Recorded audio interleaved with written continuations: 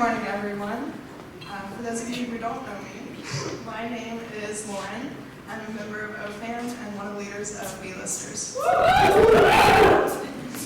I was born and raised Catholic, so that means I was baptized as a baby, went to religious education classes every week from kindergarten to 10th grade, and memorized a lot of prayers. I appeared to be a very devoted Christian, but I was just doing what I was told to do and what I thought I was supposed to do. I believed in God with my whole heart, but my relationship with Him was emotionless and based on convenience. When I came to Tech, I continued in the Catholic Church on Sundays, and my roommate, Mackenzie, had also invited me to this really cool Bible study she heard about. As soon as I set foot in front of those people, I felt at home and knew there was something special about them. Kind of like, or unlike the Sunday school that I went to, they wanted to learn about God. So I started to go to church with them here at NLCF. In church, I found myself actually wanting to take notes and pay attention and learn, and not just going because I was supposed to anymore. I also found myself getting emotional and crying when I was singing, because I started to realize the truth behind those words. I had so many questions about this God I thought I knew. The main one being, how do I spend time with Him? Over the next year, I grew to love listening to worship music on my own time. And then as a Catholic, the extent that I heard the Word of God was an Old Testament reading, a New Testament reading, and a Gospel reading on Sundays at Mass. I was beyond lost at how to begin reading it on my own. About the time I was really desiring to read His Word for myself was last semester when NLCF read through the book of John. So I started from the beginning and read it on my own time and realized that it was just a truly amazing story that I just like to read. And that was the first full book of the Bible that I had ever read. It would have been very easy, and I was very tempted to stop my journey right there. When I went home for Christmas, I went to a book study, Bible study my mom was in, and the book they were in the middle of was called Becoming What God Intended.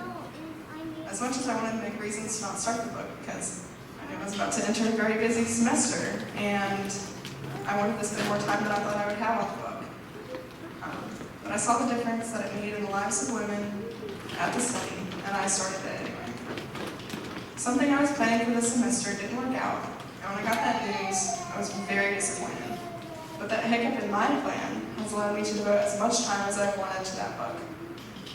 And because of that gift of time I was blessed with, I have learned more about Him in the last 3 months than I have in the last 20 years. Some of the things I've learned have been hard to accept, and I still have to remind myself often, but I learned that my worth is not defined by who I am, not defined by what I do, but who I am, which is a child of God. I learned that when I went to church when I was little, I liked God, but excuses were too easy to make when I didn't know what I was missing out on, and I didn't think that I had time. And I have learned that Jesus died on the cross for me, and each and every one of you.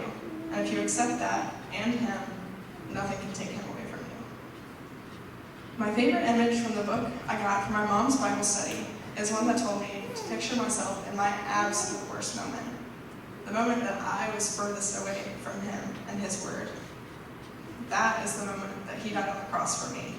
Because that is the moment that He died on the cross for the world. And all that He asks in return is for us to love and trust Him. Romans 4:8 says, "But God demonstrates His own love for us in this. While we were still sinners, Christ died for us." And Ephesians 2:8-9 says, "For it is by grace that you have been saved through faith. This is not from yourselves, this is the gift of God, not by your works, so that no one can boast." Even in my not-so-good moments, I am forgiven.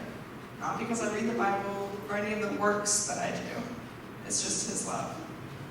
Learning these truths has allowed me to not only know God, but fall deeply in love with Him. That love prepared my heart for the spring break trip to Honduras.